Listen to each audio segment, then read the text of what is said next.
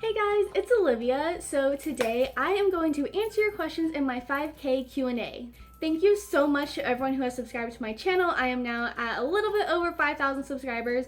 It's really cool. I also know that in the future, whenever I announce things like a Q&A, I'm going to be doing that on my Instagram. So make sure to follow my Instagram. It's the same as my channel name at Olivia_Simone. Okay, so first I'm going to start with Maddie Hatter's question. She's actually the one who suggested I do a Q&A. So we're going to start with that, and it has to do with auditions. Do you choose the character you want to audition for? Or do they choose the character that the auditioners are going to do? Do you pay for the program before you audition? We get into another area if you do not get in the audition. So she is talking about DCP auditions. DCP auditions is just general character performer. They will assign you a character, so I don't go in saying, I want to be Tinkerbell, cast me as this. However, if you go on the Disney Auditions website and you are auditioning for like a full-time, part-time position, especially through Disneyland, they will say like, face type out, looking for people to bring to life characters from Alice in Wonderland and Peter Pan, these specific heights. So you pretty much know, okay, if I go to this audition and I'm this height, they're casting for these characters. But as far as for the Disney College program, it's just general character performer. As far as paying for the program and getting assigned a different spot, it depends on when the auditions are. So for example, I had already been accepted into the DCP, so I already paid about 2 weeks before auditions, so I was originally a merchandise cast member. It could happen that you aren't far enough in the application process yet by the time you do audition, so that might be your first role, but it's very possible that you will get assigned a role first, completely pay for it, and then go to auditions and cross your fingers. Okay, the next question is also about auditions. She says she's watched videos about how people describe how the directors ask for certain scenarios with the animation round. So she's confused. Do you cast and people know what you're acting out? Do they tell you to write it down or something? Or is it all purely chance and you have to be really expressive so that they know what you're acting out? Okay, so during the audition, the casting directors are going to tell you a certain scenario to play out. So this girl even mentions one scenario that she's seen on YouTube about how performers were told to act out building a toy and then becoming a toy. And so I'm guessing she's wondering, do they know what toy you're building and what you're acting out? The answer to that is no. You just have to be really expressive. If you're building a teddy bear, then make sure you're really going in and sewing it and make sure you're stuffing it with things. And then when you come to life, make sure you really express that you're a bear. So maybe walk around, scratch your head, sniff for honey, do something like that. So no, they don't know, you just have to be really expressive. Then Adaza asks, do you plan on working at Disneyland or just Disney World someday? I definitely want to work at Disneyland. That's kind of in my plan right now for after I graduate. I like to audition and see if I get cast for Face down at Disneyland. I probably will never work at Disney World again. Another girl asked if I'd considered professional internships, and that's the closest I'm thinking to working at Disney World. So professional internships, if you don't know, it's working with Disney, but it's not necessarily in the park itself. So you can work with different entities of the company like ESPN, Pixar, you can work in human resources, communication, marketing. These internships are extremely specific. They definitely will have them for the field you want to go into. So I have thought of also doing professional internships possibly after I graduate down in Orlando. I don't know yet, but yeah, Disneyland is definitely a possibility. Winter Midnight asks, are there any requirements to be in the DCP in terms of what your major or where you go to school? Also, is it during the summer or during the school year? So you don't have to be a certain major or go to a certain school. Another person asks if there's a specific school that more DCP people are from. Your school really has nothing to do with it. Some people's schools will sponsor the internship. Some schools make you take like a semester off of school to go do it.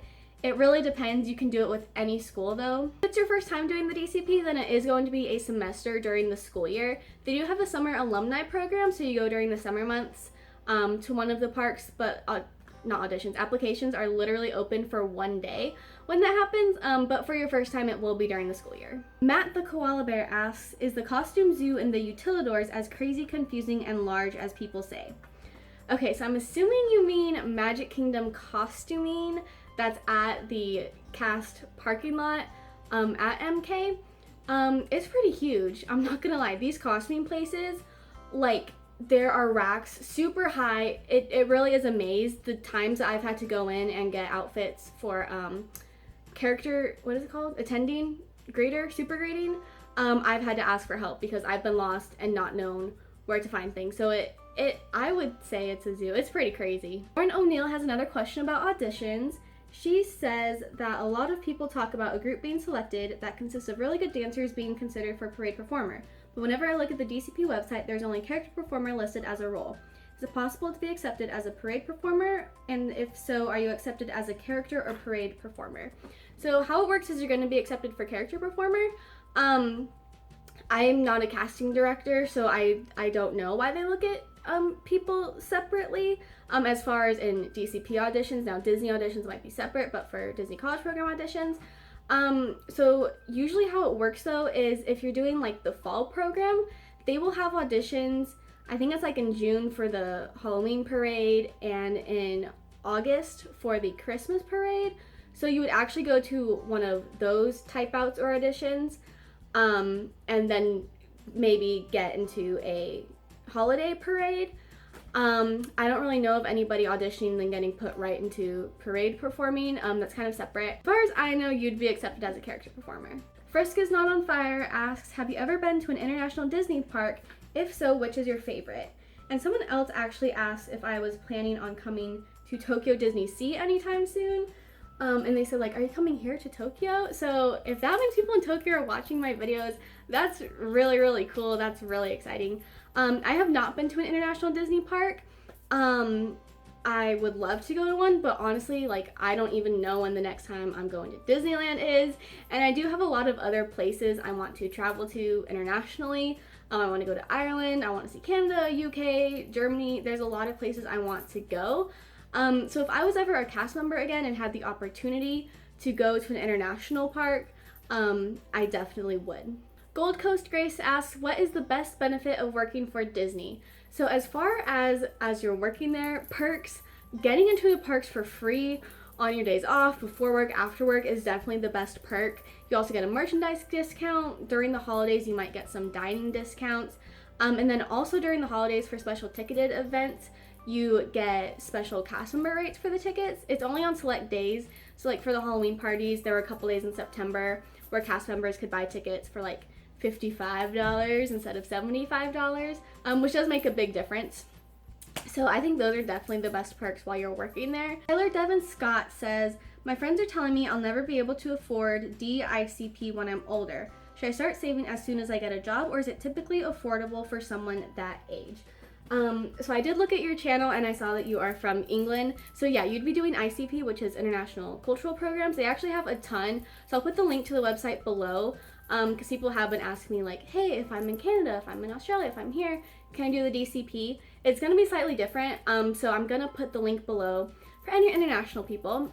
But to answer your question, Tyler, while you're on the DCP, you should be completely self-sufficient. So you will get paid enough to cover rent, you will be provided transportation, you have enough money for food and to do things. The main thing you really need to pay for is your plane ticket there and back home. For my plane ticket back home, I was able to save up a paycheck 1 week and spend that on my plane ticket home. For my plane ticket there, I just got a job the year before and put that paycheck towards my plane, the hotel the first night, the first big Walmart trip and grocery shopping trip. I mean, it just depends on the rate you get for flight, if you're staying in a hotel the night before or not. But while you're on the program, you should be self-sufficient. Kimmy Nicole asks, what is your biggest goal in life? Okay, so like from society's point of view, probably the biggest goal is I want to get my PhD and be a professor at a university. I would also like to write a book on my research.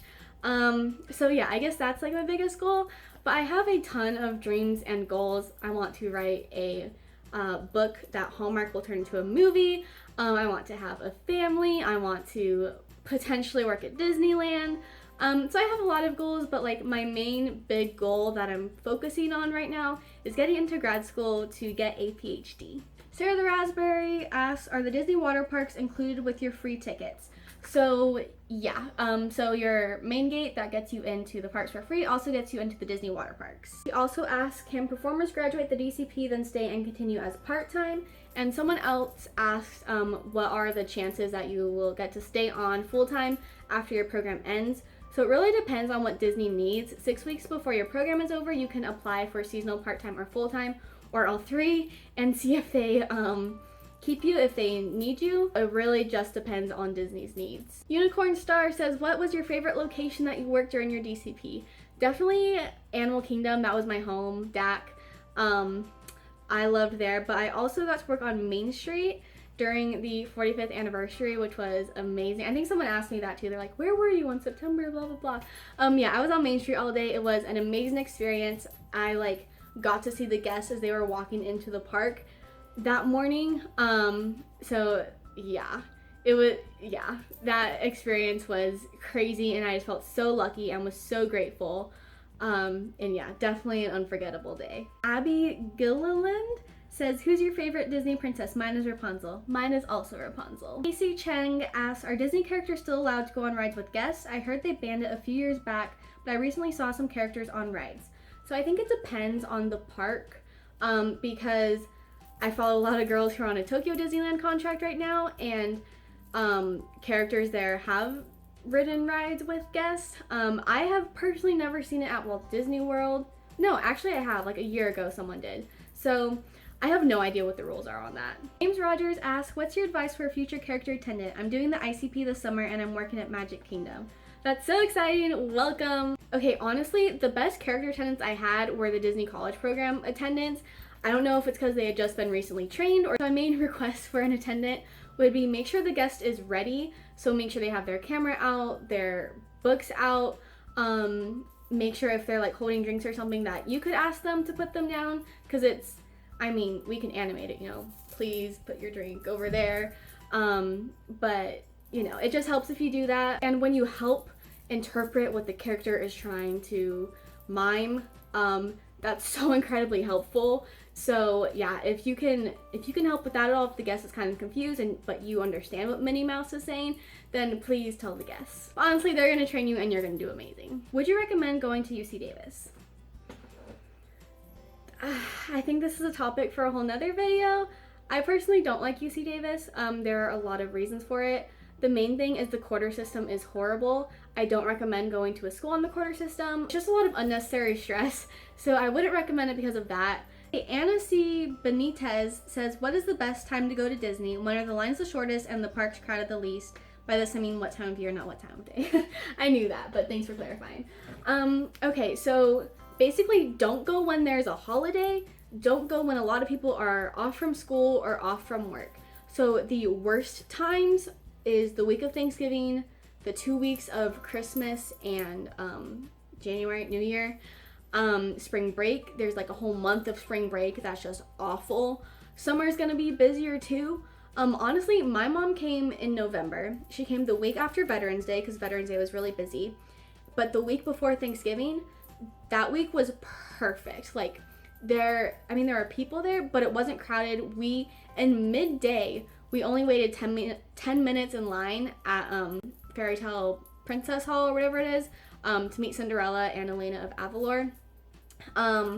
Yeah, there were a lot of times where we could easily get a fast pass or we didn't have to wait in line too long. There are times in October and September that are really good, just not if it's like Labor Day and not if people are on like fall break in October or Halloween. So just anytime when it's not a holiday. Okay, so those are all of the questions that I'm going to be answering today. If I didn't answer your question, I probably did. I just had to edit it out. But if I didn't answer your question, you had another one, comment it below and I will comment back to you. Thank you to everyone who has subscribed to me. Thank you for watching my channel. If you have any suggestions for videos that you want to see, comment that below. Also make sure you like, comment, and subscribe. Last but not least, I hope you guys have a wonderful day. Remember to keep dreaming out loud and I'll see you guys next time. Bye.